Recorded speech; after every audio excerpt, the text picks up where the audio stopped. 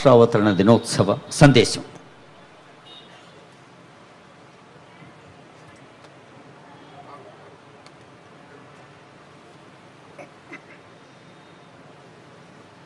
జై తెలంగాణ.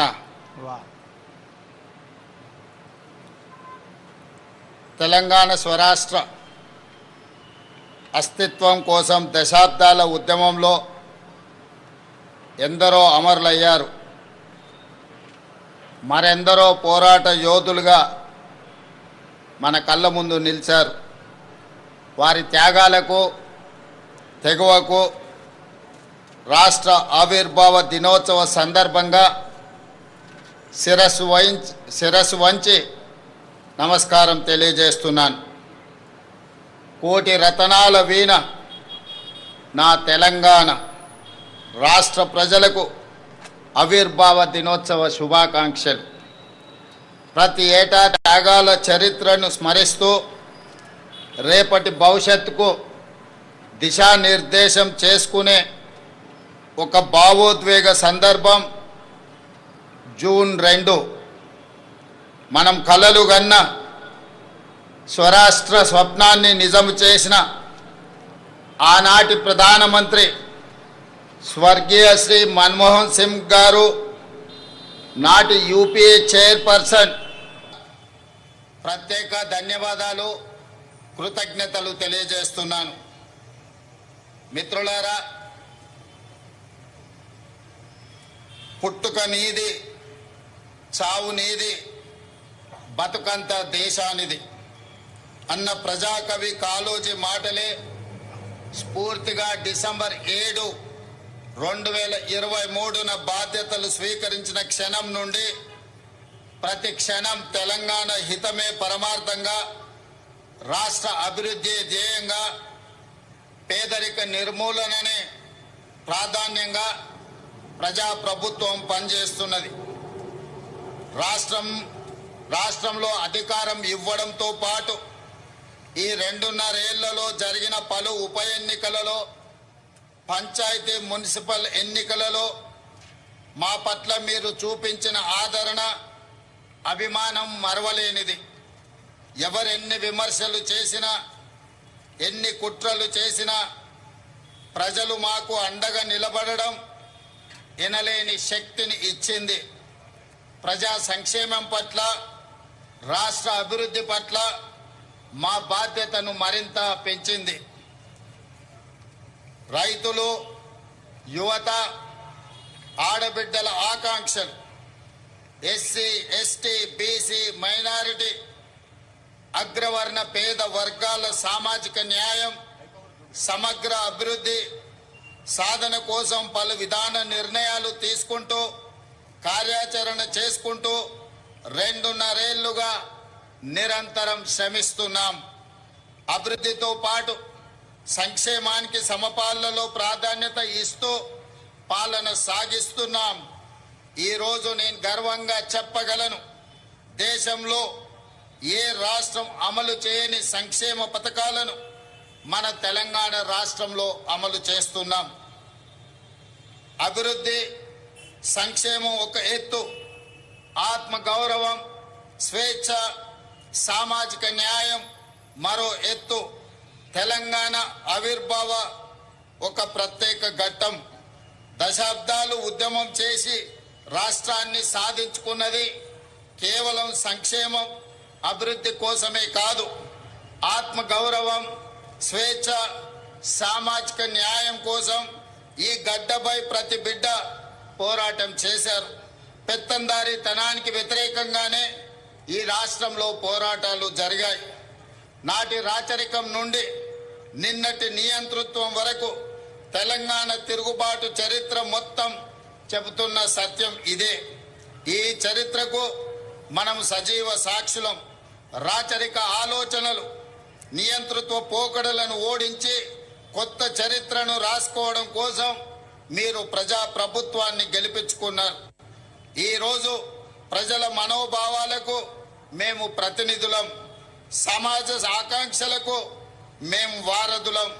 అందుకే మీరిచ్చిన ఈ అవకాశాన్ని మేము అధికారం అని సంబోధించడం లేదు. మమ్మల్ని మేము పాలకులుగా అనుకోవడం లేదు. మీకు సేవకులుగా బాధ్యత నిర్వహిస్తున్నాం. ప్రభుత్వం అంటే నలుగురు చేతుల్లో ఉండే పెత్తనం కాదు, 4 కోట్ల ప్రజల ఉమ్మడి ప్రతినిధి అని మేము భావిస్తున్నాం. బాధ్యతగా పనిచేస్తున్నాం. అందుకే ఇది కేవలం పరిపాలన చేసే ప్రభుత్వం కాదు, ప్రజాస్వామ్య ఆకాంక్షలను నెరవేర్చే ప్రజా ప్రభుత్వం అని గర్వంగా చెప్తున్నాం. మిత్రులారా, డిసెంబర్ 7, 2023న ప్రారంభమైన మన ప్రభుత్వం ప్రజలకు స్వేచ్ఛ, సామాజిక న్యాయం, సమాన అవకాశాలు కల్పించడానికి ప్రాధాన్యతను ఇస్తూ వచ్చింది. రకరకాల అడ్డంకులు అధిగమిస్తూ 30 నెలల్లోనే ప్రజల ఆశలు, ఆశయాలను నెరవేర్చడంలో విజయవంతంగా ముందుకు సాగుతున్నాం. సాగు భూమి, వ్యవసాయం, రైతు ఈ 3 తెలంగాణ ఊపిరి. వ్యవసాయ ఆధారిత పరిశ్రమలు, అనుబంధ రంగాల విషయంలో తెలంగాణ నెంబర్ 1గా ఉండాలన్న లక్ష్యంతో రైతుల జీవితాల్లో గణనీయ మార్పు తేవాలన్న సంకల్పంతో తెలంగాణ రైజింగ్ 2047 విధాన పత్రంలో ప్రాధాన్యత అంశంగా తీసుకున్నాం. ఈ విజన్ డాక్యుమెంట్ కేవలం కాగితాలపై ఉండే అక్షరాలు కాదు. ఆదిలాబాద్ నుండి అలంపూర్ వరకు, ఖమ్మం నుండి కొడంగల్ వరకు హరిత తెలంగాణను ఆవిష్కరించే ఆలోచన. ఈ లక్ష్య సాధనలో తెలంగాణలోని ప్రతి రైతు కూలీలే సారథులు. దీనికోసం ఈ విజన్ డాక్యుమెంట్లో రూరల్ అగ్రికల్చర్ రీజియన్ ఎకానమీ రేర్గా అభివర్ణించి అభివృద్ధి చేసేందుకు రూపొందించిన పత్రం ఇది. రైతులు కేవలం పంటలు పండించడమే కాదు, వ్యవసాయ ఆధారిత పారిశ్రామికవేత్తలుగా తీర్చిదిద్దే దిశగా ఈ ప్రణాళిక ఉంటుంది. అగ్రికల్చరల్ ఎకో సిస్టమ్ అభివృద్ధి చేసి రైతులను శ్రీమంతులుగా చెయ్యాలన్నదే మా ప్రభుత్వం యొక్క సంకల్పం. 2025-26 అంచనాల ప్రకారం మన ఆహార ధాన్యాల ఉత్పత్తి రికార్డు స్థాయిలో ఉంది. 2,36,00,000 మెట్రిక్ టన్నులుగా నమోదైంది. ప్రజా ప్రభుత్వం అందిస్తున్న ప్రోత్సాహకంలో వరి, మొక్కజొన్న, పత్తి పంటల విస్తీర్ణం గణనీయంగా పెరిగింది. పశు సంపద, మత్స్య రంగాలు గణనీయమైన అభివృద్ధిని సాధించాయి. రైతులు విభిన్న పంటల ఉత్పత్తితో తెలంగాణను సకల పంటల క్షేత్రంగా తీర్చిదిద్దాల్సిన అవసరం ఉన్నది. తెలంగాణ భూమి నైసర్గిక స్వరూపం అన్ని రకాల పంటలు పండించడానికి అనుకూలమైన క్షేత్రం. ఈ వేదిక మీద నుండి తెలంగాణ రైతాంగానికి నేను విజ్ఞప్తి చేస్తున్నా, కొన్ని పంటలకే పరిమితం కాకుండా అన్ని రకాల పంటలను, కూరగాయలను, పండ్లను పండించడం ద్వారా తెలంగాణ రాష్ట్ర కీర్తి ప్రతిష్టల్ని ప్రపంచానికే చాటి చెప్పే అవకాశం ఉంది. ఆ దిశగా రైతులను ఆలోచన చేయవలసిందిగా నేను మనవి చేస్తున్నాను. ఈ రైతుల కార్య సాధకులు కావాలంటే అప్పు లేని పరిస్థితి ఉండాలి.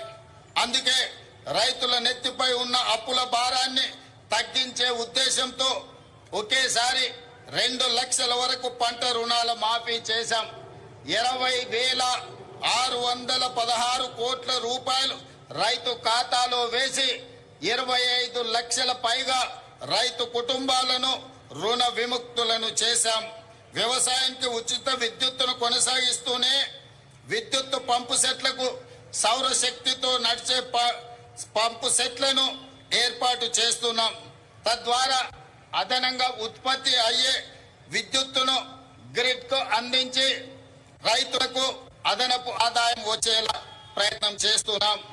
ఈ 2.5 ఏళ్లలో వ్యవసాయానికి, రైతు సంక్షేమానికి 1,56,496 కోట్ల రూపాయలు ఖర్చు చేశాం.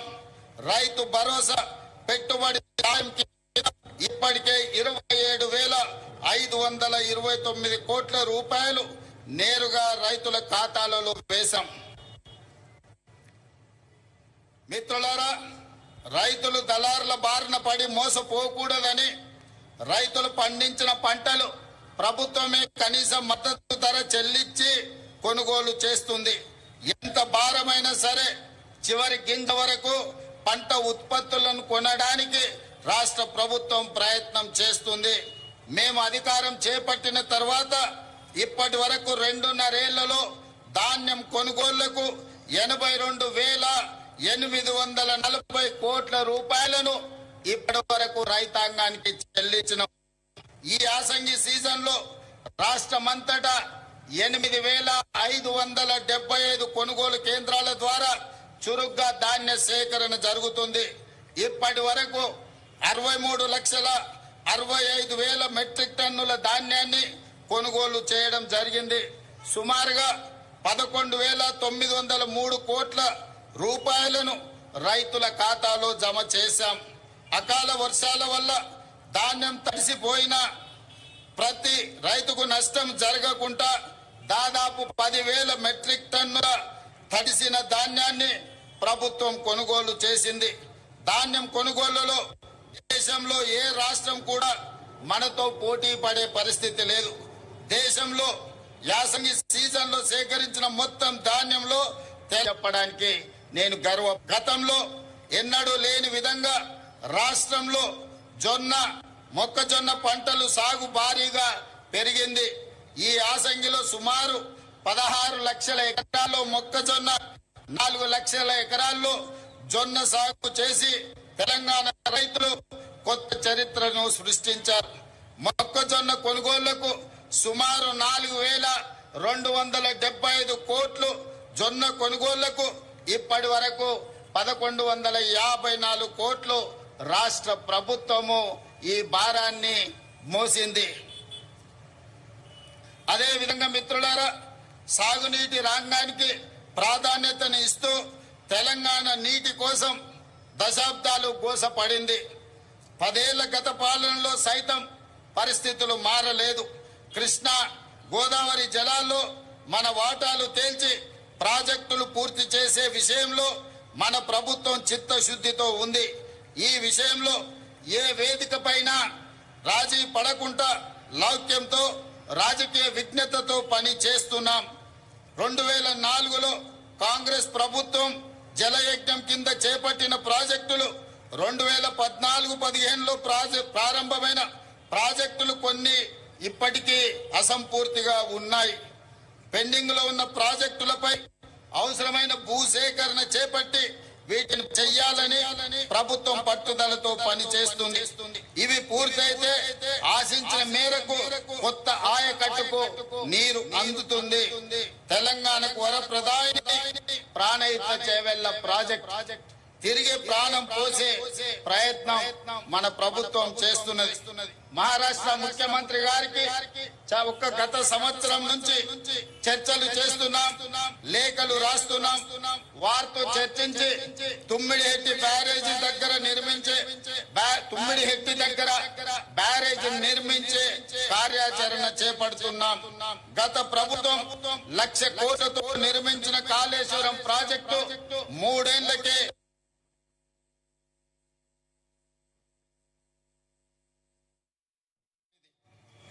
అన్న ప్రజాకవి కాళోజీ మాటలే స్ఫూర్తిగా డిసెంబర్ 7, 2023న బాధ్యతలు స్వీకరించిన క్షణం నుండి ప్రతి క్షణం తెలంగాణ హితమే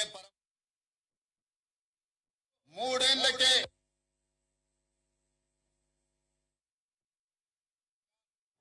ప్రజాప్రభుత్వం పనిచేస్తున్నది. రాష్ట్రంలో అధికారం ఇవ్వడంతో పాటు ఈ 2.5 ఏళ్లలో జరిగిన పలు ఉప ఎన్నికలలో, పంచాయతీ, మున్సిపల్ ఎన్నికలలో మా పట్ల మీరు చూపించిన ఆదరణ, అభిమానం 3 ఏళ్లకే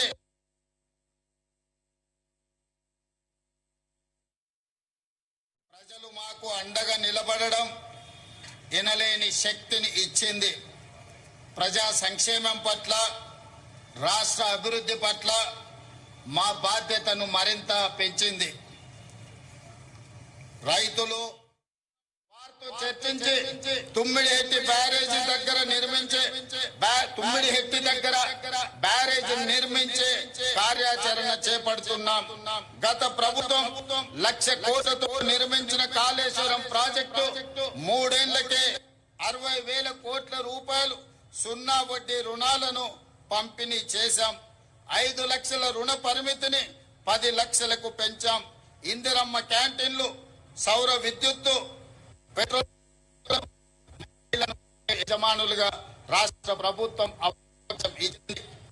1000 బస్సులకు వాళ్ళు ఓనర్. ఇందిరా మహిళా శక్తి సూపర్ బజార్లు, లాజిస్టిక్ హబులు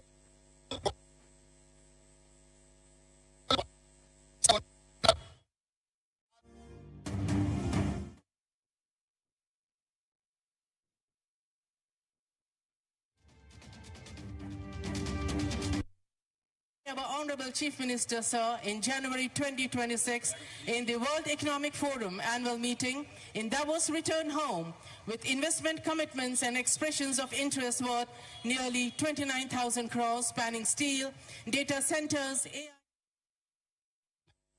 యజమానులుగా రాష్ట్ర ప్రభుత్వం అవకాశం ఇచ్చింది. 1000 బస్సులకు వాళ్ళు owner.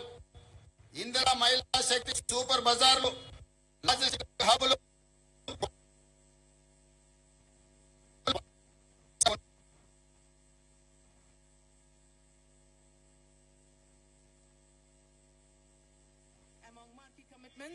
French beauty and personal care giant L'Oreal announced 3,500 crores. దాదాపుగా 10,000 కోట్ల రూపాయలు ఆదా చేసుకోగలిగారు. ఇది నాకెంతో సంతోషాన్ని, ఆనందాన్ని, సంతృప్తినిచ్చే సందర్భం అని తెలియజేయడానికి నేను ఆనందపడుతున్నాను.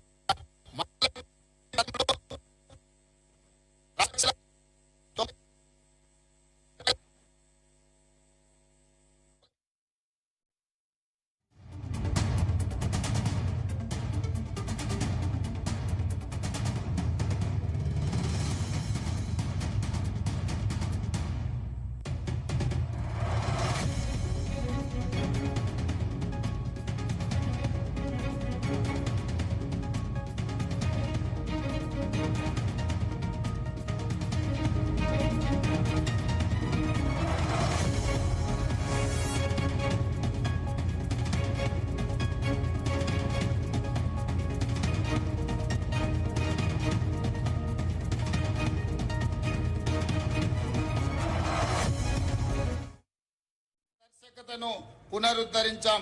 తెలంగాణ పబ్లిక్ సర్వీస్ కమిషన్ తో పాటు ఇతర నియామక బోర్డులను పూర్తిగా సంస్కరించుకున్నాం.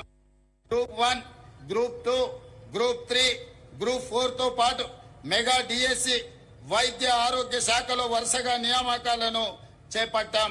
రికార్డు సమయంలో 67,763 పోస్టులను భర్తీ చేసి యావత్ దేశానికే తెలంగాణ రాష్ట్రం ఆదర్శంగా నిలిచింది.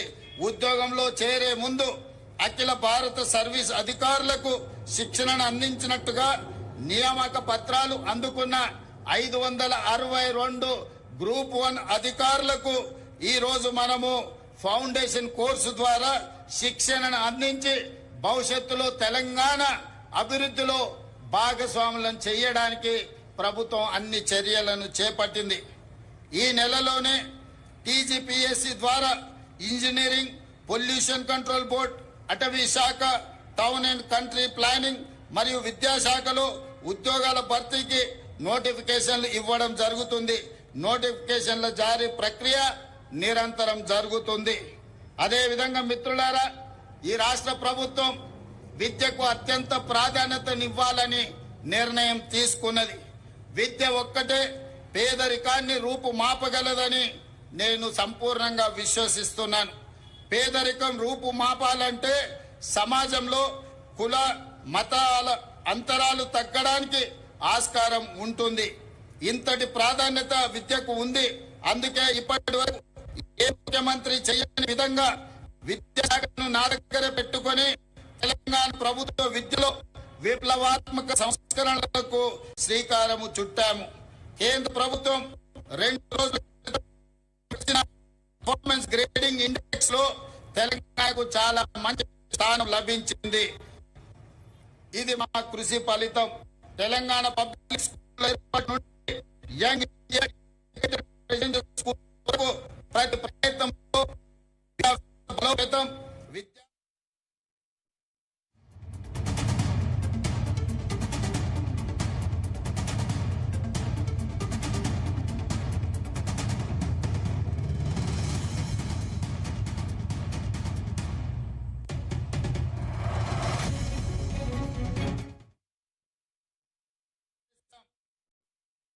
ఇప్పటి వరకు 1190 మంది విద్యార్థులు కోర్సులు పూర్తి చేశారు. వీరిలో 838 మంది విద్యార్థులు ఉద్యోగాలు సాధించడం ఆనందంగా ఉంది. Microsoft, Flipkart, tech Mahindra, doctor Reddy's, AIG hospitals, Apollo hospitals వంటి వీరికి ఉద్యోగ అవకాశాలు వచ్చాయని తెలియజెప్పడానికి నేను ఆనందపడుతున్నాను. మిత్రులారా, ఇప్పటికే రాష్ట్రంలోని 1362 ప్రాథమిక పాఠశాలల్లో ప్రీ ప్రైమరీ తరగతులు అందుబాటులోకి తీసుకొచ్చాం. ఈ ఏడాది కొత్తగా 2769 స్కూళ్లలో ప్రీ ప్రైమరీ తరగతులను ఏర్పాటు చేస్తున్నాం. దీంతో ప్రభుత్వ పాఠశాలల్లో ఎన్రోల్మెంట్ శాతం పెరుగుతుంది. ఈ ఏడాది రాష్ట్రంలోని అన్ని ప్రభుత్వ స్కూళ్లలో, కాలేజీలలో విద్యార్థులకు బ్రేక్ఫాస్ట్ స్కీమ్ పథకాన్ని అమలు చేస్తున్నాం. ప్రస్తుతం పాఠశాలల్లో ఉన్న మధ్యాహ్న భోజన పథకాన్ని జూనియర్ కాలేజీలకు విస్తరిస్తున్నాం. అన్ని ప్రభుత్వ సంక్షేమ హాస్టళ్లు, రెసిడెన్షియల్ పాఠశాలలు, కళాశాల విద్యార్థులకు డైట్ ఛార్జీలు 40%, కాస్మెటిక్ ఛార్జీలను 212% పెంచడం జరిగింది. అమ్మ ఆదర్శ పాఠశాల కమిటీల ఆధ్వర్యంలో పాఠశాలల్లో 706 కోట్ల విలువైన మౌలిక సదుపాయాల పనులను చేపట్టాం. మంచిరేవుల గ్రామంలో యంగ్ ఇండియా రెసిడెన్షియల్ స్కూల్ ని మనము ప్రారంభించాం. Pulleys young India integrated residential school ని మనం ప్రారంభించుకోవడం జరిగింది. మిత్రులారా, పేదల కళ సొంత ఇల్లు. ఆ సొంత ఇల్లు కళ నెరవేరితే పేదల కళ్ళల్లో ఉండే ఆనందాన్ని మనం ఆస్వాదించవలసిందే కానీ మాటల్లో చెప్పలేం. అందుకే నేను గ్రామీణ ప్రాంతం నుంచి వచ్చాను. పేదల మధ్య పెరిగాను. వారి జీవన స్థితిగతులు నేను చూశాను బాల్యం నుండి. సొంతిల్లు అన్నది వారి జీవిత కాలపు కళ. అది వారి ఆత్మ గౌరవం. కిరాయి ఇళ్లలో ఉండి ఇంట్లో ఎవరైనా చనిపోతే ఇంటి యజమాని ఒప్పుకోకపోవడంతో భౌతిక కాయాన్ని ఆఖరి చూపు కోసము ఇంటికి కూడా తీసుకురాలేని వాళ్ళ పరిస్థితి, బాధ వర్ణాతీతం. ఆ దుస్థితి నుంచి వాళ్ళని బయటకు తేవాలన్న సంకల్పంతో ఇందిరమ్మ ఇళ్లకు శ్రీకారం చుట్టాం. ఇది నా ఇల్లు అని పేదవాడు ధైర్యంగా ఆత్మగౌరవంగా బతికే పరిస్థితి రాష్ట్రంలో తీసుకువస్తున్నాం. అందుకే మొదటి విడత 22,500 కోట్ల రూపాయలు కేటాయించి 4,50,000 ఇందిరమ్మ ఇళ్లను మంజూరు చేశాం. గత ఫిబ్రవరిలో ఈ పథకాన్ని ప్రారంభించుకున్నాం.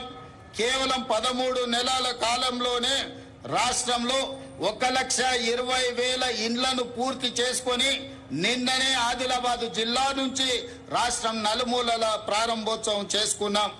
మరొక 1,00,000 ఇండ్లు సెప్టెంబర్ నెల లోపల పూర్తి చేసుకొని సెప్టెంబర్ వరకు 2,20,000 ఇండ్లను పేదలకు అంకితం చేయడం ద్వారా పేదలను ఇంటి యజమానులుగా చేసి ఆత్మ గౌరవంతో బ్రతికే విధంగా ఈనాడు రాష్ట్ర ప్రభుత్వం ప్రయత్నం చేస్తుంది. అదే విధంగా కొత్తగా ఇంకొక 2.5 లక్షల ఇండ్లను ఇల్లు రాని పేదలకు కేటాయించాలని ప్రభుత్వం నిర్ణయం తీసుకున్నదని తెలియజేయడానికి నేను సంతోషపడుతున్నాను. అదే విధంగా మిత్రులారా, ఈ ఆర్థిక సంవత్సరానికి క్యూర్ పరిధిలో 1,00,000 ఇండ్లు, రాష్ట్రంలో ఇతర ప్రాంతాల్లో 2.5 లక్షల ఇండ్లు, మొత్తం 3.5 లక్షల ఇండ్లు మంజూరు చేశాం. ఆనాడు కాంగ్రెస్ ప్రభుత్వం స్వర్గీయ వైఎస్ రాజశేఖర రెడ్డి గారు ముఖ్యమంత్రిగా ఉన్నప్పుడు ఉమ్మడి రాష్ట్రంలో అమలు చేసిన ఇందిరమ్మ ఇండ్ల పథకంలో మంజూరై ఇప్పటికే అసంపూర్తిగా ఉన్న ఇండ్లను కూడా 2వ విడతలో పూర్తి చేయాలని నిర్ణయించాం. రాష్ట్ర అవతరణ దినోత్సవం కానుకగా నిన్న ఆసిఫాబాద్ జిల్లా కెరమేరి మండలం కొటారి గ్రామంలో మలివిడత ఇందిరమ్మ ఇళ్ల పథకానికి పునాది రాయి వేయడం జరిగింది. అదేవిధంగా మిత్రులారా, పేదవాడికి సొంత ఇల్లు ఆత్మగౌరవం అయితే రేషన్ కార్డు, ఆహార భద్రత, ఏళ్లకేళ్లకి ఎదురు చూస్తున్న కుటుంబాల ఆకాంక్షలను మా ప్రభుత్వం నెరవేర్చింది. రాష్ట్ర వ్యాప్తంగా 15,12,000 కొత్త రేషన్ కార్డులను జారీ చేశాం. ప్రస్తుతం రేషన్ కార్డులో 19,44,000 కొత్త సభ్యులను చేర్చడం జరిగింది. తద్వారా రాష్ట్రంలో 3,38,000 మంది ఈ రోజు సన్న బియ్యం భోజనం చేయగలిగే పరిస్థితులు కల్పించాం. అదేవిధంగా మిత్రులారా, ఈ ఆధునిక యుగంలో కొన్ని సామాజిక రుగ్మతలు సమాజాన్ని వేధిస్తుండడం నాకు ఆవేదన కలిగిస్తుంది. ముఖ్యంగా వృద్ధుల సంరక్షణ విషయంలో కొన్ని సంఘటనలు ప్రభుత్వాన్ని కదిలించాయి. పిల్లలు కన్న తల్లిదండ్రుల సంరక్షణ బాధ్యతలు స్వీకరించకుండా వారిని వృద్ధాశ్రయంలో చేర్పించడం, చేతులు దులుపుకుంటున్న తీరు తీవ్రమైన ఆవేదనను కలిగిస్తుంది. ఈ విషయంలో ఏదో ఒకటి చేయాలన్న సంఘర్షణ నుంచి వచ్చిన ఆలోచన ఒక పటిష్టమైన వృద్ధుల సామాజిక భద్రతకు భరోసా ఇచ్చే చట్టాన్ని రాష్ట్ర ప్రభుత్వం రూపొందించింది. తల్లిదండ్రుల పోషణ, జవాబుదారీతనం, పర్యవేక్షణకు చట్టం తెచ్చి ప్రభుత్వ ఉద్యోగులతో పాటు ప్రజాప్రతినిధులను ఇందులో చేర్చాం. ఎవరైనా ప్రజాప్రతినిధులు గాని, ప్రభుత్వ ఉద్యోగులు గాని, ప్రైవేట్లో పెద్ద ఉద్యోగాలు చేసే వాళ్ళు కన్న తల్లిదండ్రులను చూసుకోకపోతే వాళ్ళ జీతాలలో 15% కోత విధించి ప్రత్యక్షంగా తల్లిదండ్రుల ఖాతాలో వేయడం ద్వారా ఆ వృద్ధాప్యంలో తల్లిదండ్రులకు రక్షణ కల్పించే చట్టాన్ని తెలంగాణ రాష్ట్ర ప్రభుత్వము అమలు చేస్తున్నదని తెలియజేయడానికి ఈ సందర్భంగా నేను సంతోషపడుతున్నాను. మిత్రులారా, అదేవిధంగా గిగ్ వర్కర్ల చట్టం, ఈ చట్టం కూడా మన రాష్ట్రంలో సుమారు 4 లక్షల మంది గిగ్ వర్కర్లు పనిచేస్తున్నారు. ఎండనక, వాననక, పగలనక, రాత్రనక 24 గంటలు నిరంతరం సేవలు అందిస్తున్నారు. వారి ఉద్యోగాలకు, జీవితాలకు ఇన్నాళ్ళు భద్రత లేదు. వారి ఉద్యోగ భద్రత కోసం ఈనాడు ఒక చట్టం చేశాం. అందులో రాహుల్ గాంధీ గారి చొరవకు నేను అభినందనలు తెలుపుతున్నాను. గిగ్ వర్కర్ల సంక్షేమం కోసం మన ప్రభుత్వం చేసిన చట్టం ఇప్పుడు ఇతర రాష్ట్రాలకు ఆదర్శంగా నిలిచింది. 12 సంవత్సరాలు పెండింగ్ లో ఉన్న 73 రకాల ఉపాధి రంగాలకు కార్మికుల కనీస వేతనాలు నోటిఫై చేశాం. దీని ద్వారా స్కిల్ వర్కర్లకు 25.9% మరియు అన్స్కిల్డ్ వర్కర్లకు 34.95% వేతనాలను పెరిగాయని కార్మిక సోదరులకు తెలియజేయడానికి నేను సంతోషపడుతున్నాను. అదేవిధంగా పోరాట యోధులను గుర్తించాలని, తెలంగాణ అమరవీరుల కుటుంబాలను, తెలంగాణ ఉద్యమకారులను గుర్తించడానికి మనం కమిటీ నియమించుకున్నాం. వారి అమరవీరులు, పోరాట యోధులే తెలంగాణ రాష్ట్రం. వారి త్యాగాలకు విలువలేని రాష్ట్రం జీవం లేని శరీరం లాంటిదని నేను భావిస్తాను. అందుకే తెలంగాణ రాష్ట్రం కోసం పోరాడిన యోధులను గుర్తించి వారికి, వారి కుటుంబ సభ్యులకు తగిన న్యాయం చేయాలన్న ఆలోచనతో, లక్ష్యంతో కేశవరావు గారు, కోదండరాం గారి నాయకత్వంలో కమిటీని నియమించాం. ఆ కమిటీ నివేదిక ఆధారంగా తెలంగాణ పోరాట యోధులందరినీ సముచిత రీతిన సత్కరించి వారి పట్ల చిత్తశుద్ధిని చాటుకుంటామని తెలియజేస్తున్నాను. మిత్రులారా, చాలా విషయాలు మాట్లాడాల్సినవి ఉన్నాయి. కానీ ఎండ తీవ్రత ఎక్కువగా ఉంది. చాలా మంది ఎండ చాలా అంటే చాలా తీవ్రంగా ఉంది. కాబట్టి మిగతా విషయాలు మనం రాతపూర్వకంగా ఇచ్చిన బుక్లెట్ లో ఉంటాయి. చివరగా ఈ ఉపన్యాసాన్ని ఎండ తీవ్రతను దృష్టిలో పెట్టుకొని దాని కొంత సంక్షిప్తంగా ఇందులో పూర్తి చేస్తాం. రాతపూర్వకమైన వివరాలన్నిటిని కూడా అందించాం రాష్ట్ర ప్రజలందరికీ. మీడియా మిత్రులు కూడా దీన్ని పరిగణలోకి తీసుకోవాల్సిందిగా కోరుకుంటూ ఈ రోజు చివరగా ఒకే ఒక్క మాట నేను చెప్పదలుచుకున్నాను. మిత్రులారా, దేశంలోనే కాదు ప్రపంచానికే తెలంగాణను గేట్వేగా నిలబెట్టాలన్నది నా స్వప్నం. దానికి మార్గం తెలంగాణ రైజింగ్ 2047 విజన్ డాక్యుమెంట్. 2034 నాటికి $1 ట్రిలియన్ ఎకానమీగా, 2047 నాటికి $3 ట్రిలియన్ ఎకానమీగా తెలంగాణ ఉండాలన్నది ప్రజాప్రభుత్వం యొక్క సంకల్పం. దీనికి ప్రజలందరూ అండదండలు కావాలి. మీ అందరి సహకారం ఆశీర్వాదంతో ఈ లక్ష్యాన్ని చేరుకుంటామన్న విశ్వాసం నాకు సంపూర్ణంగా ఉన్నది. ఈ ఆర్థిక వృద్ధిలో ప్రతి ఒక్కరూ భాగస్వాములు కావాలి. తెలంగాణ అభివృద్ధికి పునరంకితం కావాలని కోరుకుంటూ మీ అందరికీ మరొక్కసారి తెలంగాణ రాష్ట్ర ఆవిర్భావ శుభాకాంక్షలు తెలియజేస్తూ మీ అందరి దగ్గర సెలవు తీసుకుంటున్నాను. జై హింద్, జై Telangana. Thank you, Honorable Chief Minister, sir, for addressing 4 crore Telangana. There we have the parade commander taking permission.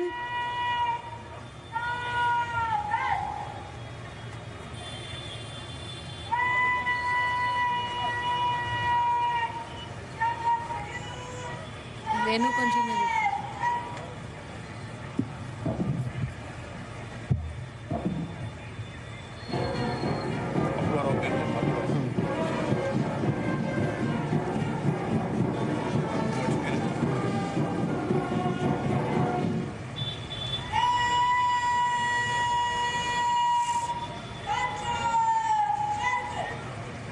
Gracias.